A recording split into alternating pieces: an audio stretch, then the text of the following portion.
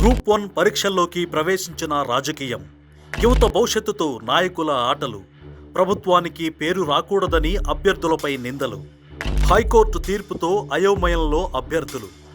ప్రభుత్వ ఉద్యోగాల కోసం యువత ఎంత కష్టపడుతున్నది చెబితే కంట కన్నీరు రావచ్చు. అశోక్ నగర్, అమీర్పేట్, దిల్సుఖ్ నగర్లో చాలీ చాలని తిండితో పుస్తకాల చుట్టే తిరుగుతుంటారు.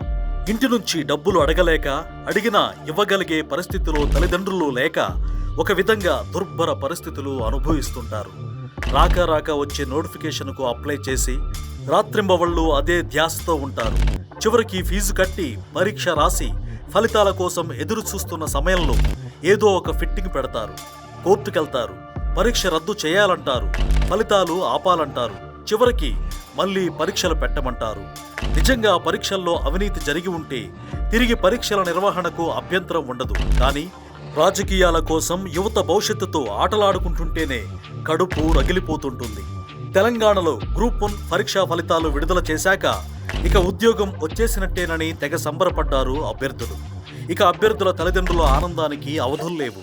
సరిగ్గా అలాంటి సమయంలోనే ఒక్కో పోస్టును 3 కోట్ల రూపాయలకు అమ్ముకుంటున్నారంటూ కోర్టులో కేసు. అన్నీ పరిశీలించిన హైకోర్టు ఇచ్చిన ఫలితాలను రద్దు చేసి రీవాల్యుయేషన్ చేయాలని చెప్పింది. అది సాధ్యం కాని పక్షంలో తిరిగి పరీక్షలు పెట్టాలంది. దీనిపై అర్హత సాధించిన అభ్యర్థుల తల్లిదండ్రులు ప్రెస్ మీట్ పెట్టి మరీ వాయించారు. రాజకీయాల కోసం యువత ఆశలతో ఆడుకుంటారా అని ప్రశ్నించారు. ఇక్కడ భారత చైతన్య యువజన పార్టీ అభ్యంతరం కూడా ఇదే. రాజకీయ లబ్ధి కోసమో, ప్రభుత్వానికి పేరు రావద్దు అన్న ఉద్దేశమో, లేదా ప్రభుత్వంపై మరక అంటించాలన్న దురుద్దేశమో యువత భవిష్యత్తుతో ఆడుకోవద్దని హెచ్చరిస్తోంది భారత చైతన్య యువజన పార్టీ.